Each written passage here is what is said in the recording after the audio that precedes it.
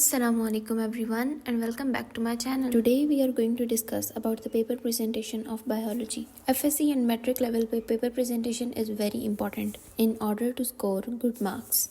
Today I will share those tips and tricks with you by which I managed to score 98 out of 100 in first year bio exam and 97 out of 100 in second year bio exam.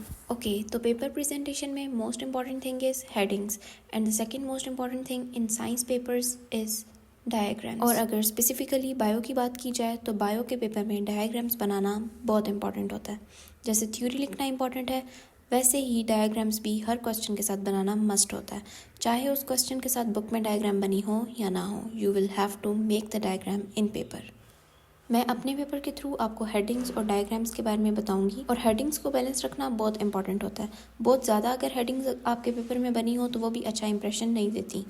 Okay, so this is my paper और यहीं से ही अब हमारी presentation start होती है। As you all know कि section B में हमें शॉर्ट क्वेश्चंस अटेम्प्ट करने होते हैं और कोई भी सेक्शन स्टार्ट करने से पहले उस सेक्शन की हेडिंग देना बहुत ज़रूरी होता है ताकि एग्जामिनर को पता हो कि अब आप कौन सा सेक्शन अटेम्प्ट कर रहे हैं। कुछ स्टूडेंट्स ऐसे होते हैं जो कि सेक्शंस की हेडिंग बहुत बड़ी देते हैं, like it covers almost half of the page, और वो बिल्कुल भी अच्छा इंप्रेशन नहीं देती because it's the wastage of space. Heading देते हुए आपने ये चीज़ माइंड में रखनी है कि मेन हेडिंग थोड़ी सी प्रोमिनेंट दें, 2 लाइन्स में दे दें but not more than 3 lines.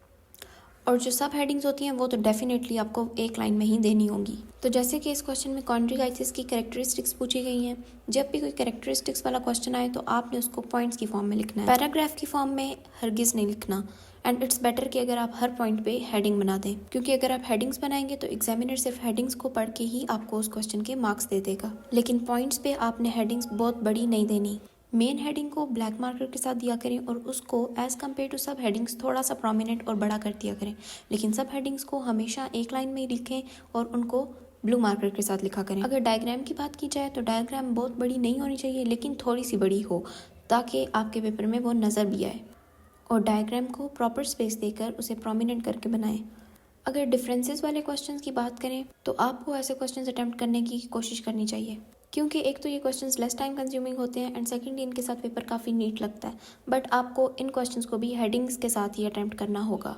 And secondly differences वाले क्वेश्चंस के साथ आपको डायग्राम्स भी सेपरेटली बनानी होगी दोनों ब्लॉक्स में, आई मीन दोनों साइड्स पे। दोनों साइड्स वाली हेडिंग्स को आप प्रोमिनेंट करके मिड में एक ही दफ़ा लिख सकते हैं, उनको सेपरेटली दोनों ब्लॉक्स में लिखने की ज़रूरत नहीं होती। पेपर में कुछ ऐसे क्वेश्चंस दिए जाते हैं जो कि बुक में 2-3 लाइंस में लिखे होते हैं, बट आपने उनको ड्रैग करके एक 4 मार्क्स के शॉर्ट क्वेश्चन की रेंज के अकॉर्डिंग करना होता है। ऐसे क्वेश्चंस की लेंथ को इंक्रीज़ करने के लिए आप हेडिंग्स बना सकते हैं, इसके अलावा उनको पॉइंट्स में लिख सकते हैं और डायग्राम्स को भी मज़ीद प्रोमिनेंट कर सकते हैं। बायो के पेपर में जब आपसे किसी डिजीज़ के बारे में पूछा जाए तो आपने उसको एक ख़ास तरीके से अटेम्प्ट करना होता है। इसके साथ कुछ ऐसी हेडिंग्स होती हैं जो कि बनाना मस्ट होती हैं। फर्स्ट ऑफ ऑल आपने उनकी डेफिनेशंस लिखनी होती हैं। Definition, symptoms, causes, risk factors and treatment, ये सारी हेडिंग्स बनाना मस्ट हैं for any kind of disease. Diagram के बारे में बात की जाए तो जिस स्ट्रक्चर और जिस ऑर्गन के रिलेटेड वो डिजीज़ है आपने वो स्ट्रक्चर साथ बना देना, और फिर अपने पेपर को बाकी सबके पेपर से डिफरेंट बनाने के लिए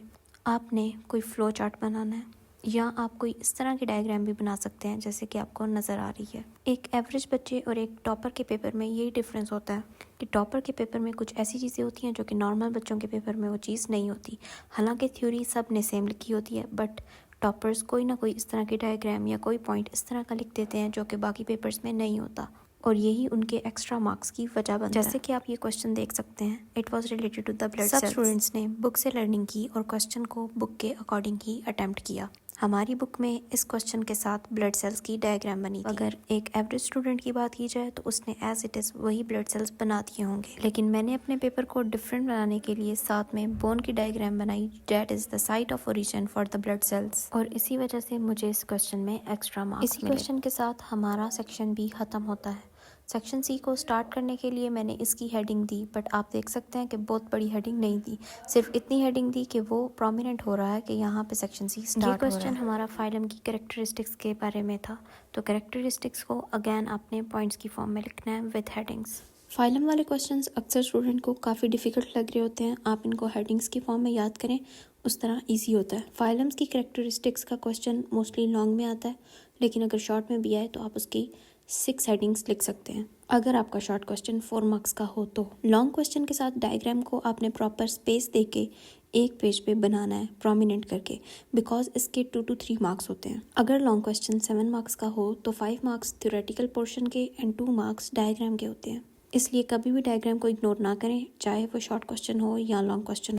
और अपनी तैयारी करते वक्त आपको डायग्राम को भी प्रॉपर टाइम देना चाहिए, जिसमें आप डायग्राम्स को भी एटलीस्ट 2 टाइम्स प्रैक्टिस करें, ताकि पेपर में बनाते वक्त आपका टाइम वेस्ट ना हो और बार बार इरेज नहीं करना पड़े। This was all from my side. I hope you like the video. Next video में हम केमिस्ट्री और फिजिक्स के पेपर प्रेजेंटेशन के बारे में डिस्कशन करेंगे। अगर आपको वीडियो अच्छी लगी हो तो please don't forget to subscribe, like and share. Thank you so very much.